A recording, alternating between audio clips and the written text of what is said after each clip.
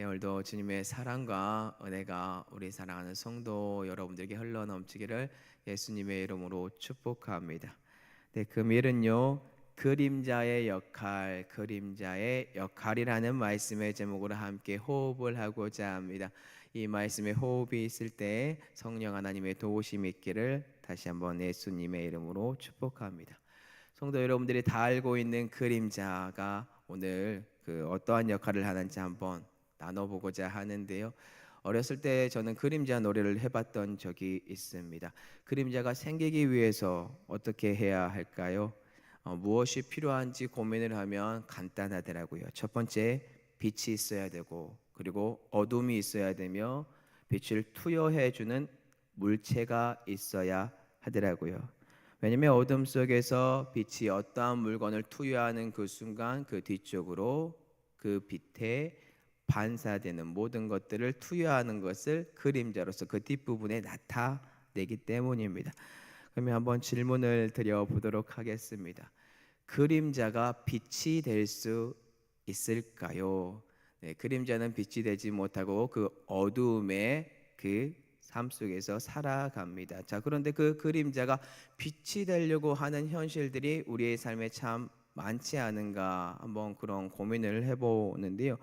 왜냐하면 맨 마지막에 우리가 실질적으로 그림자가 아니라 우리라는 존재가 어떻게 아무것도 아닌 존재지만 찌개와 같은 존재고 먼지와 같은 존재지만 그러한 삶을 통해서 진정으로 주님께서 원하는 빛, 그 빛이 어떻게 드러나는지 한번 나누어 보고자 합니다. 참고로 오늘 등장하는 세례 요한이 어떤 역할을 하냐면 제가 고민하고 생각하니까 그 사람은 빛이 아니라 그림자의 역할을 하는 사람이다라고 저는 판단이 됩니다. 오늘 본문은 아닌데요. 저희가 배웠던 요한복음 1장 6절과 8절을 한번 제가 읽어볼게요. 하나님께로부터 보내심을 받은 사람이 있으니 그의 이름은 요한이라.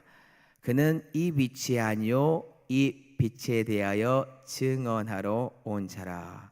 아멘. 그럼 진짜 빛은 누구인가요?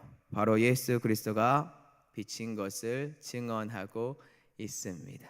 예수 그리스도님이 창세기에서부터 빛이 있으라고 선포한 순간부터 우리에게 빛은 예수 그리스도다라는 것을 담임 목사님을 통하여서 새 창조의 시대를 통하여서 우리는 배웠습니다. 그리고 요한복음의 저자인 요한이 우리에게 선포하고 있죠. 이 빛이 곧 예수 그리스도라고 우리에게 선포하고 있습니다.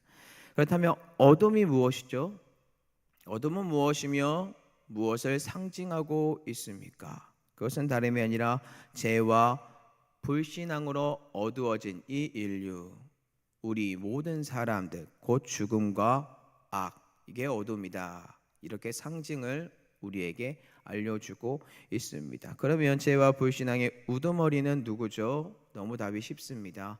사단입니다.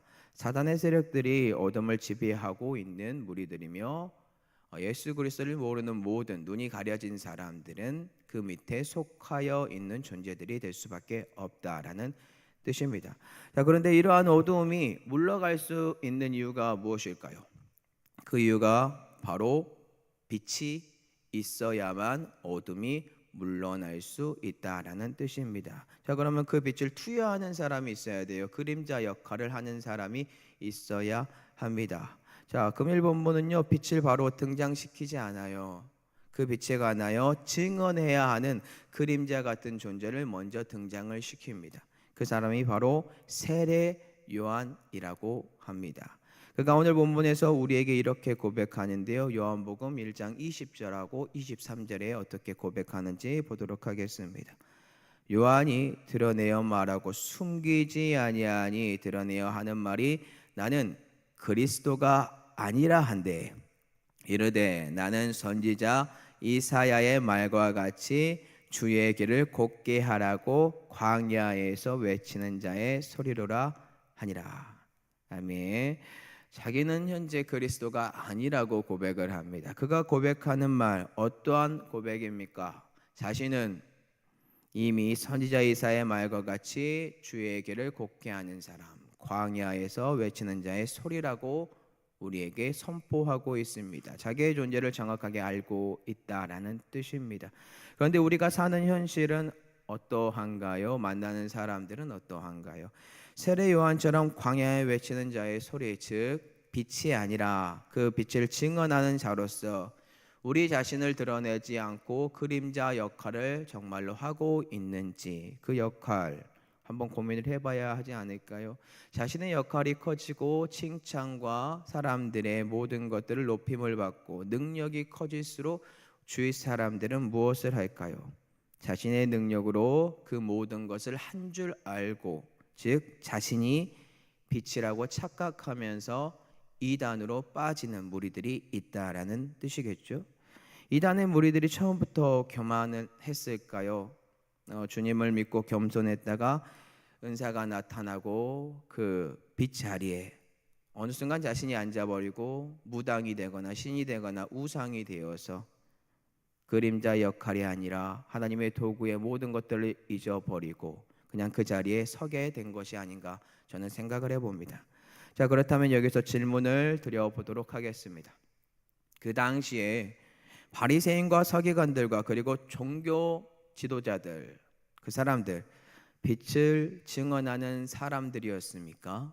아니면 그 빛의 자리에 자신을 올려놓고 빛을 증언하는 그림자의 역할에서 벗어나 하나님의 공로를 가로채고 있었던 사람들이었을까요? 오늘 본문을 한번 고민을 해보셨으면 좋겠어요.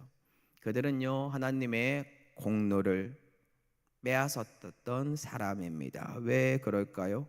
그들이 어둠에 속한 자녀들로서 광명한 천사의 모습을 가장했기 때문입니다. 자, 오늘 본문을 근거로 그 답을 찾아보면 요한복음 1장 26절에 나와 있는데요. 요한이 이렇게 그들을 정의합니다. 요한이 대답하되 나는 물로 세례를 베풀거니와 뒷부분이 그 근거인데요. 너희 가운데 너희가 알지 못하는 한 사람이 있었으니, 지금 세례 요한이 바리새인들에게, 즉 제사장들과 레위인들에게 그리고 종교 지도자들에게 무엇이라고 말을 하고 있습니까?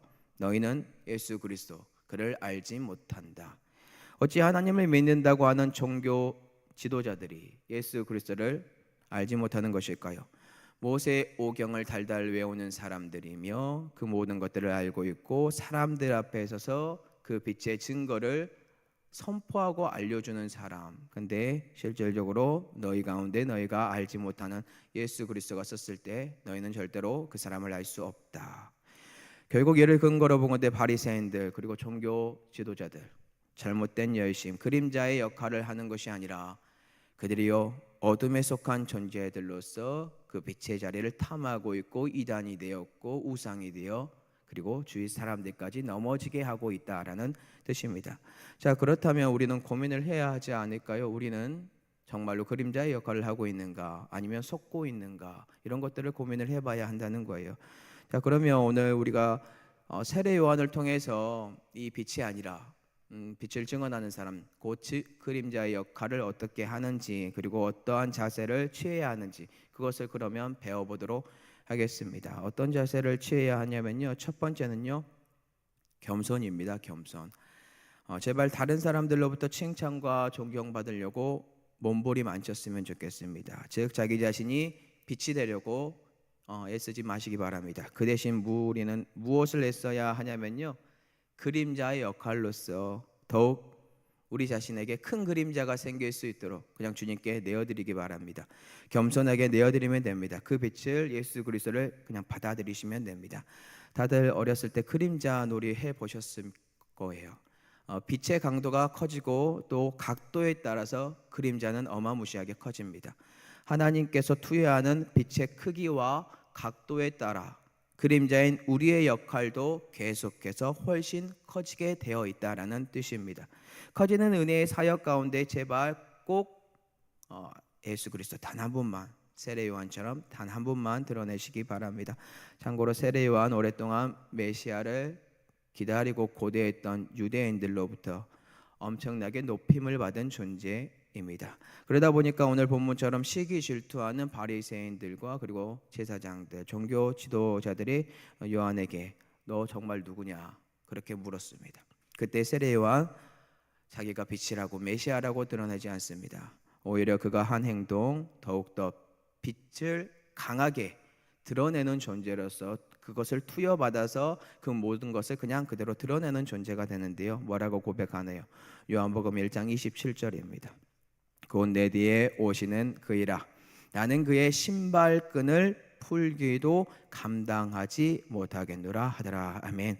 현재 많은 사람들을 통하여 엄청난 추대를 받고 있는 세례 요한, 그때 그는 가장 겸손했습니다. 자신의 뒤에 오시는 이가 있는데 그가 예수 그리스도이시며 자신은 주님의 신발끈을 풀기도 감당하지도 못하는 존재라고 진심을 다해 겸손하게 그들에게 고백을 했다라는 뜻입니다. 이게 바로 그림자의 역할입니다. 우리가 해야 하는 자세고 역할입니다. 이러한 모습을 보인 존재가 구약에도 있더라고요. 누가 이러한 모습을 보였을까요? 바로 다윗입니다. 사울 왕 같은 경우는 처음에 겸손했어요. 근데 나중에 교만함으로 그가 하나님을 버렸으므로 하나님도 그를 버렸습니다. 근데 다윗은요, 자신을 왕으로 세운 하나님, 넘어짐도 있었지만 그는 끝까지 하나님을 왕으로 높이고 겸손했다라는 거예요. 그렇다면 우리는 어떠한가요? 우리는 계속해서 요한복음 들어가기 전에 고린도 전후서를 배웠습니다. 누구는 방언의 은사, 신유의 은사, 말씀의 은사, 기타 등등 다양한 은사들이 등장을 합니다. 그림자의 역할을 계속해서 등장을 시켜야 하는데 그 은사 때문에 자기들이 빛이 됩니다. 그리고 추앙을 받습니다. 제발 그러한 모습이 사라졌으면 좋겠습니다. 교회의 분쟁을 일으키는 그러한 모습이 사라졌으면 좋겠습니다. 영적인 교만이 들어와서 누군가를 깔보는 것이 아니라 세례 요한의 모습을 보고 배우고 겸손히 예수 그리스도만 드러냈으면 좋겠습니다. 혹 우리 자신에게 하나님께서 은사를 허락하였다면 세례 요한의 모습을 보고 나는 신발끈을 풀 수도 없다. 내 뒤에 오시는 예수 그리스도를 드러내는 그러한 그림자의 역할을 꼭 하시기 바랍니다. 자, 그림자의 역할을 통하여 우리가 취해야 하는 자세가 있는데요. 두 번째는 자신의 사명을 알아야 합니다. 요한복음 1장 23절인데요. 이르되 나는 선지자 이사야의 말과 같이 주의 길을 곧게 하라고 광야에서 외치는 자의 소리로라 하니라. 아멘. 세례 요한은 자기 자신이 맡은 사명이 정확하게 무엇인지 알고 있었습니다. 그의 사명은 주님의 길을 준비하는 것입니다. 그렇다면 사랑하는 성도 여러분들의 사명은 무엇일까요? 우리 또한 주님의 길을 준비하는 자들로서 그림자의 역할로서 빛으로 오실 예수 그리스도, 오늘날로 치면은 다시 재림하실 주의 길을 준비하는 것, 그것이 우리의 사명이 아닌가 생각을 해봅니다. 세례 요한이 광야에서 외쳤던 것처럼 오늘날 성도 여러분들이 살고 있는 세상이라는 광야에 나가서 다시 오실 예수 그리스도의 길을 준비하시면서 자신의 사명을 다시 한번 곱씹고 생각하고 주님의 십자가를 전하는 그러한 은혜가 있었으면 좋겠습니다. 말씀을 맺겠습니다. 자, 그렇다면 처음에 제가 그림자는 절대로 빛이 될 수 없다라고 했고, 그림자의 역할을 하는 사람이 그러면 어떻게 빛이 될 수 있는지 그것을 마무리 짓고자 하는데요. 방금 드렸던 두 가지 자세를 취하면 됩니다. 겸손하면 되고요, 나의 사명이 무엇인지 알면 됩니다. 그러면 주님을 드러내요. 주님을 드러내게 되면 어떻게 될까요? 예수 그리스도가 투여하는 그 빛이 저 안에 들어옵니다. 빛 그 자체 되시는 분이 빛을 발산할 수 없는 존재에게 들어오면 그 빛이 드러나게 되고 있고, 주위 사람들은 그 빛을 보고 당신이 메시아입니까? 사람들이 세례 요한에게 와서 당신이 그 사람입니까? 그 빛입니까? 고백했던 것처럼 여러분들에게 동일하게 다가올 겁니다. 그때 겸손하시면 돼요. 겸손하시면 돼요. 그러면 여러분들은 그림자의 역할을 하지만 사람들은 여러분들을 높이고 추앙합니다. 왜 그럴까요?